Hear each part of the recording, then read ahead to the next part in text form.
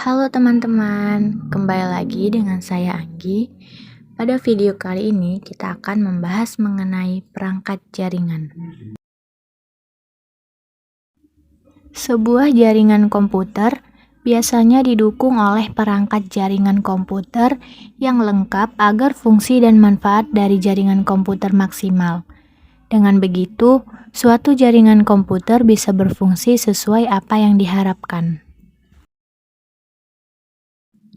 Jadi dapat disimpulkan, perangkat keras jaringan komputer merupakan perangkat yang digunakan untuk mencapai tujuan dari fungsi jaringan komputer itu sendiri, seperti berbagi sumber daya, berkomunikasi, dan lain sebagainya.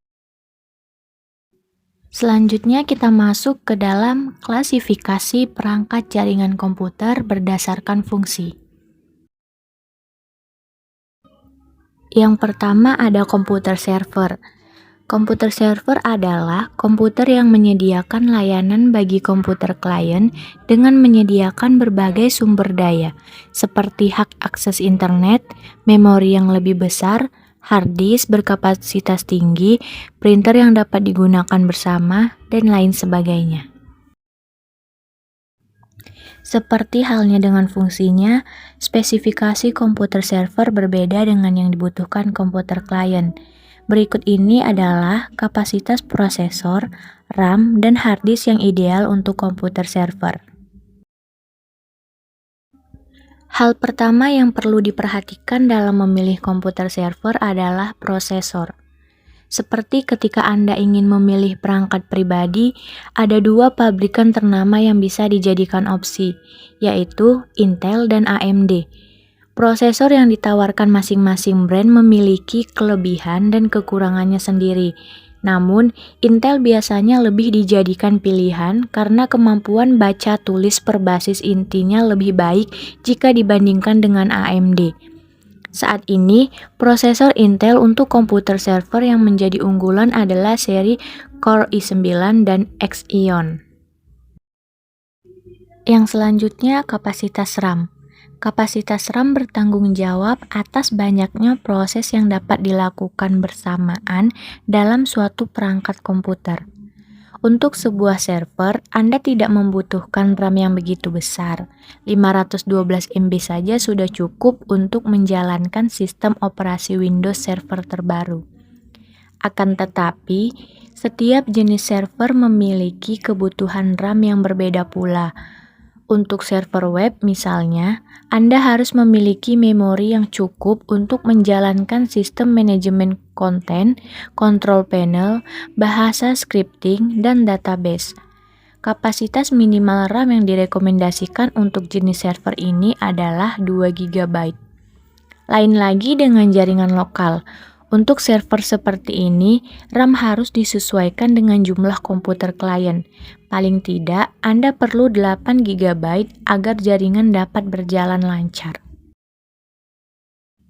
Yang terakhir, penyimpanan.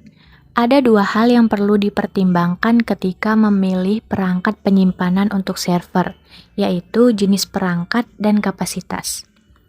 Untuk jenisnya, Anda bisa saja menggunakan HDD. Namun, SSD lebih dianjurkan karena memiliki kecepatan penyimpanan yang lebih tinggi dari HDD.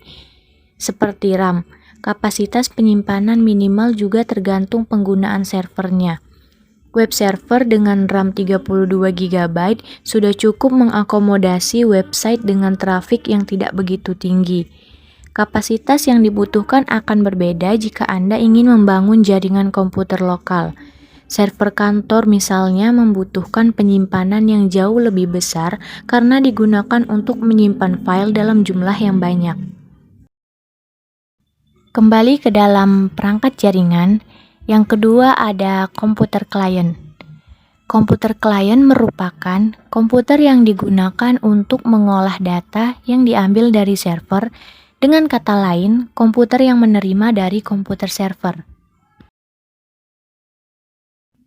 Yang ketiga, Network Interface Card atau NIC. NIC adalah expansion board yang digunakan agar komputer dapat dihubungkan dengan jaringan. Sebagian besar NIC dirancang untuk jaringan, protokol, dan media tertentu. NIC biasa disebut dengan LAN card.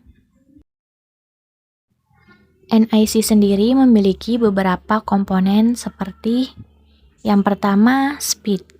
Semua NIC memiliki peringkat kecepatan yang berbeda dan dapat menunjukkan kinerja umum card saat diimplementasikan dalam jaringan komputer dengan bandwidth yang cukup. Jika bandwidth lebih rendah dari NIC atau beberapa komputer yang terkoneksi dengan controller yang sama, maka kecepatan berlabel akan melambat. Kecepatan dari NIC itu berbeda-beda, mulai dari 10 Mbps, 100 Mbps, 1000 Mbps, hingga 1 Gbps. Yang kedua, driver. Ini merupakan perangkat lunak yang digunakan untuk meneruskan data antara sistem operasi komputer dan NIC. Ketika NIC diinstal pada komputer, perangkat lunak driver juga akan diunduh. Nantinya, driver harus tetap diperbaharui dan dipastikan tidak rusak agar kinerja dari NIC tetap optimal. Selanjutnya ada MAC address. Komponen ini dikenal dengan alamat jaringan fisik yang ditetapkan ke NIC. Komponen ini digunakan untuk mengirimkan paket Ethernet ke komputer. Kemudian ada connectivity LED. Sebagian besar NIC memiliki indikator LED yang terintegrasi ke dalam konektor untuk memberitahu pengguna ketika jaringan terhubung dan data sedang dikirim. Yang terakhir ada router. Komponen ini juga terkadang diperlukan untuk mengaktifkan komunikasi antara komputer dan perangkat lain. Maka NIC akan terhubung ke router yang terkoneksi ke internet. NIC itu terbagi menjadi dua tipe, yaitu internal network card dan external network card. Berikut perbedaannya. Yang pertama, internal network card. Dalam internal network cards, motherboard memiliki slot untuk memasukkan network card. NIC jenis ini membutuhkan kabel jaringan untuk menyediakan akses jaringan. Internal network card terdiri dari dua tipe. Tipe pertama menggunakan peripheral component interconnect atau PCI, sedangkan tipe kedua menggunakan industri standar arsitektur atau ISA. Kemudian yang kedua, external network card. Di desktop dan laptop yang tidak memiliki NIC internal bisa menggunakan NIC eksternal. External network cards terdiri dari dua tipe, yaitu wireless dan USB. Wireless network card perlu dimasukkan ke motherboard, namun tidak membutuhkan kabel jaringan untuk terhubung ke jaringan. Perangkat jaringan yang keempat yaitu kabel jaringan. Kabel merupakan media untuk menghubungkan satu perangkat dengan perangkat lain. Terdapat beberapa jenis kabel untuk pembuatan saluran jaringan. Di antaranya adalah kabel koaksial, fiber optik, dan twisted pair. Yang pertama ada kabel koaksial. Kabel ini sering digunakan untuk antena televisi dan transmisi telepon jarak jauh. Konektornya adalah BNC atau British Naval Connector.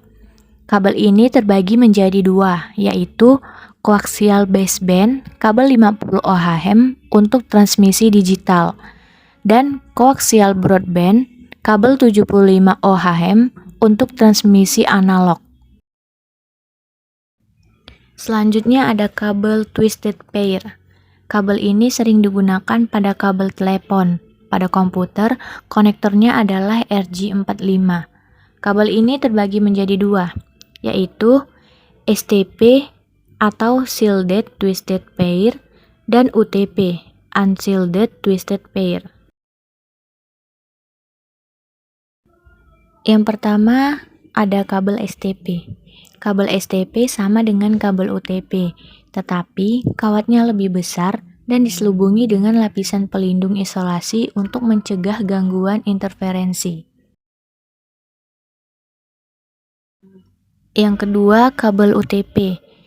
Kabel UTP digunakan untuk LAN dan sistem telepon.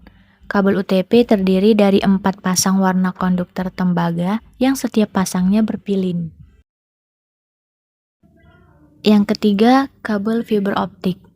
Kabel fiber optik adalah suatu jenis kabel yang terbuat dari kaca atau plastik yang sangat halus dan digunakan sebagai media transmisi karena dapat mentransmisikan sinyal cahaya dari suatu lokasi ke lokasi lainnya dengan kecepatan tinggi. Perangkat jaringan selanjutnya yaitu ada konektor. Fungsi konektor adalah penghubung atau konektor kabel Ethernet yang digunakan dalam jaringan. Contoh, konektor RJ45. Biasanya terdapat pada ujung kabel UTP atau Unshielded Twisted Pair. Selanjutnya ada hub.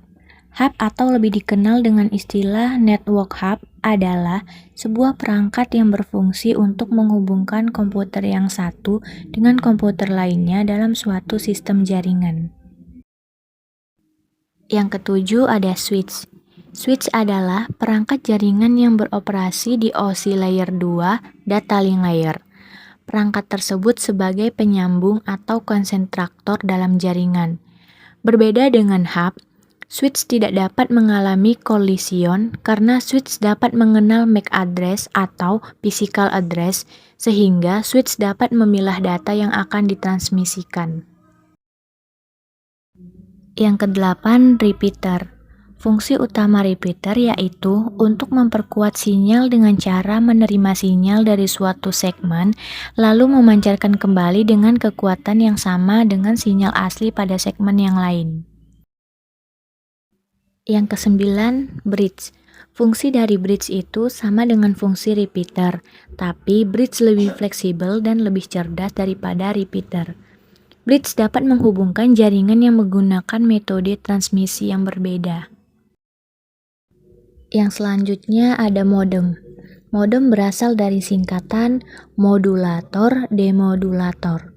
Modulator merupakan bagian yang mengubah sinyal informasi ke dalam sinyal pembawa atau carrier dan siap untuk dikirimkan.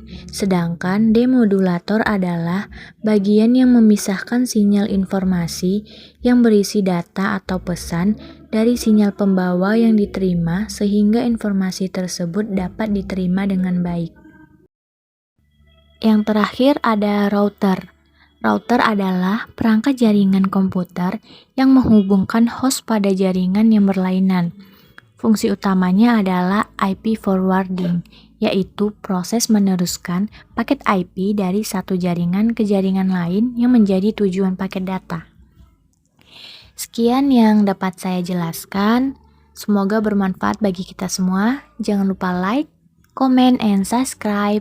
Terima kasih.